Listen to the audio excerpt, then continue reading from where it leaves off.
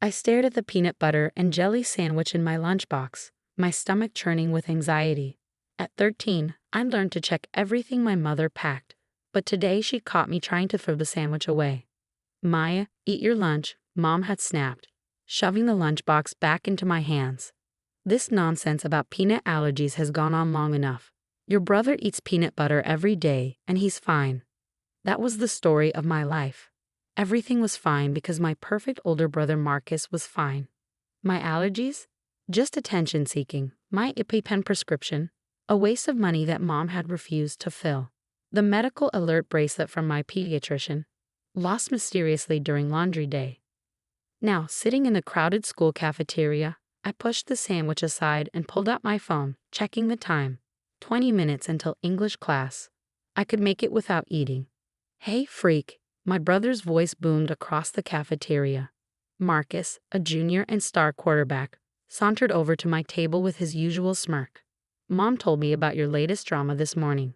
I shrunk into my seat as his friends gathered around. Being Marcus's little sister meant never escaping his spotlight, never finding a quiet corner to hide. You know what? He grabbed my lunchbox. Mom's right. Time to get over this allergy nonsense. My heart started racing. Marcus, please. Open up, sis. He unwrapped the sandwich, his friends laughing as they formed a circle around us. Just one bite. Prove you're not lying. I'm not lying. I tried to stand, but someone pushed me back down. I have a real allergy. The doctor said. The doctor said what you wanted him to say, Marcus sneered. Just like you want everyone to think you're special. Poor little Maya, so delicate and fragile. Mrs. Bennett, the lunch monitor, glanced our way but quickly looked elsewhere. Nobody ever stopped Marcus. He was the school's golden boy. And I was just his weird little sister who made up stories for attention.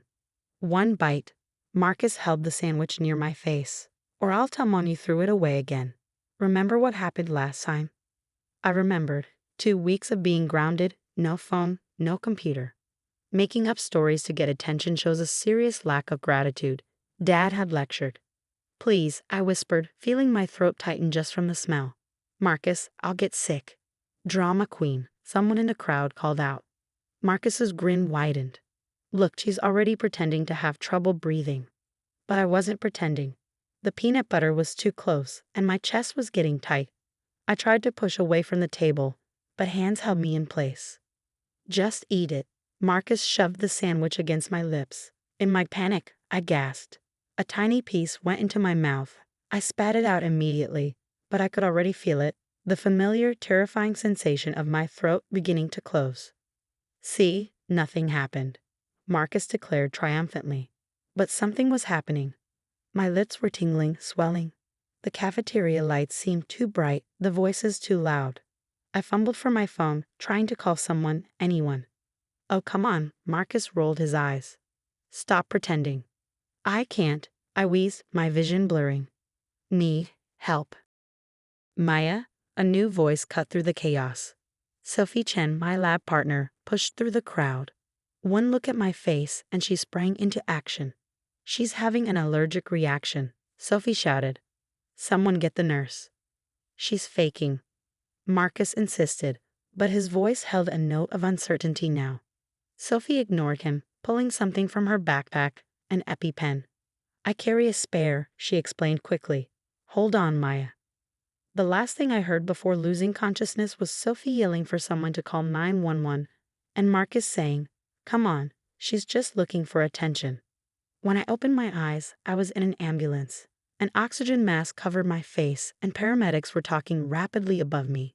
Through the haze, I heard phrases like severe anaphylaxis and could have been fatal.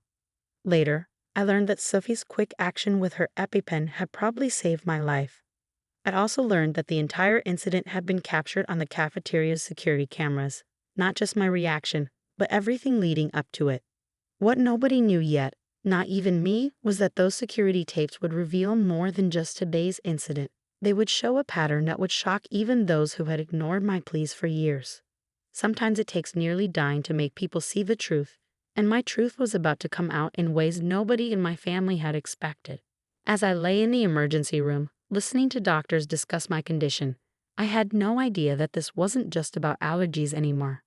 This was about to become a story of systematic medical neglect, of a brother's bullying gone too far, and of a family's denial that had nearly cost me my life.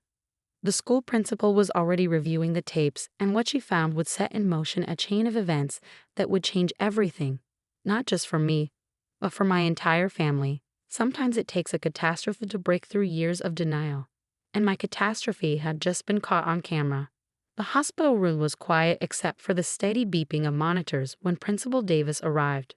My parents had been there earlier, Mom insisting it was just a panic attack until the doctor showed her my blood test results and throat swelling photos. They'd left to handle things at home, which probably meant damage control. Maya, Principal Davis said softly, pulling up a chair. How are you feeling? I touched my still swollen throat, grateful for the ice chips the nurse had provided. Better. She nodded, placing a tablet on my bedside table. We need to talk about what happened today.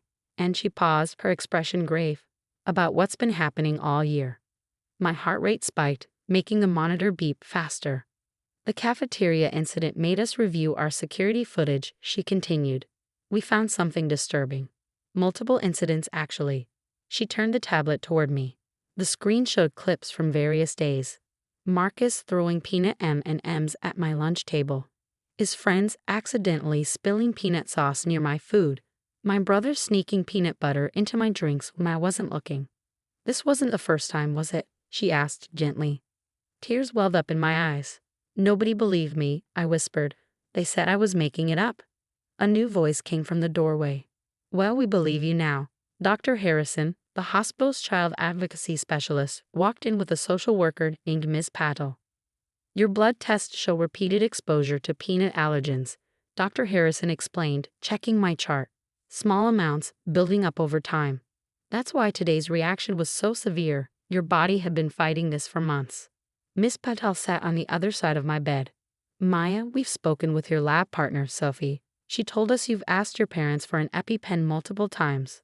I nodded, remembering all the dismissed prescriptions, the lost referrals to allergists, Mom's insistence that I was just jealous of Marcus's normal life. Your pediatrician's office has records of 3 separate prescriptions for EpiPens, Miss Patel continued. None were ever filled. They also have documentation of your mother canceling 2 appointments with an allergy specialist. Principal Davis touched my hand. The school was never notified of their allergy. We're required to have medical action plans for students with severe allergies. Your mother told us you were just a picky eater when we asked about your lunch concerns.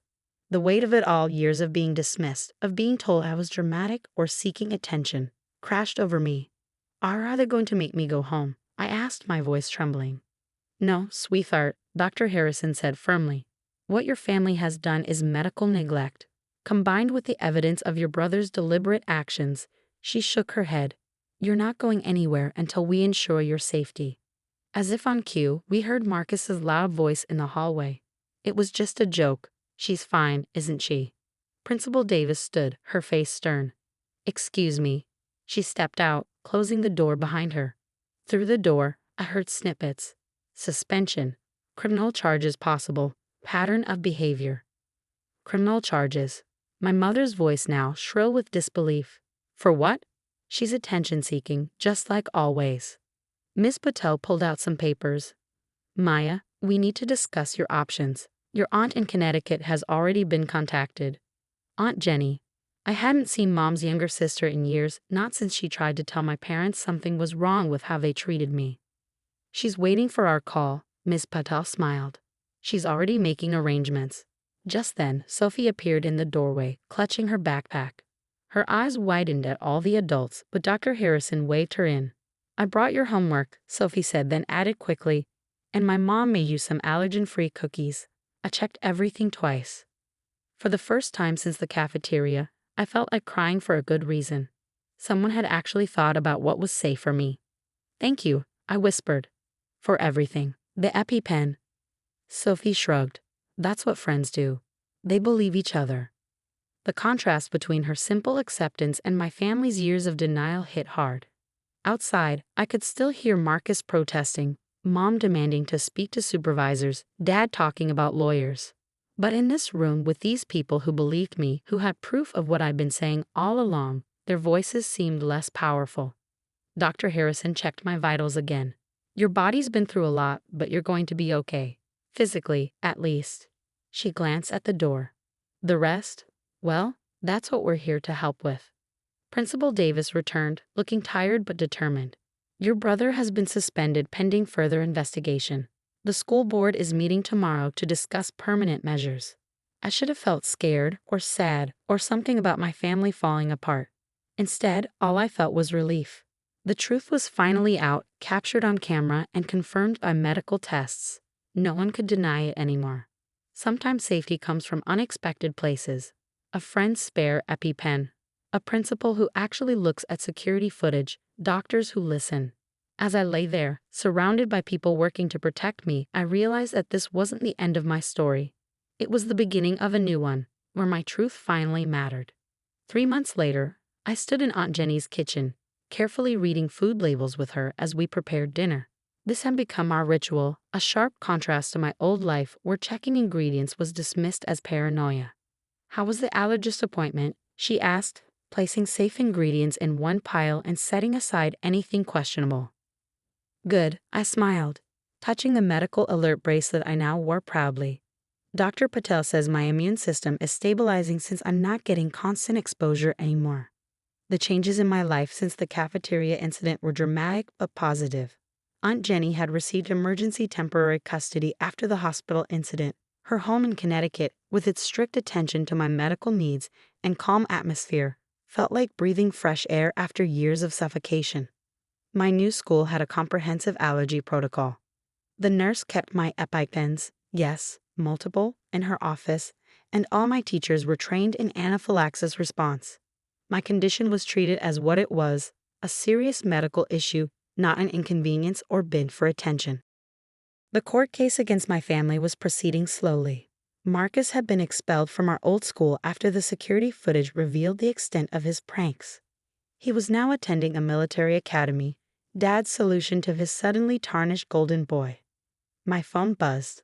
A text from Sophie. We still kept in touch, and she'd become something of a crusader for allergy awareness at our old school. You'll never believe what happened, her message read. They're implementing mandatory allergy training for all staff and students. Your case changed everything. Aunt Jenny noticed my smile. Good news. They're making changes, I said, showing her the text.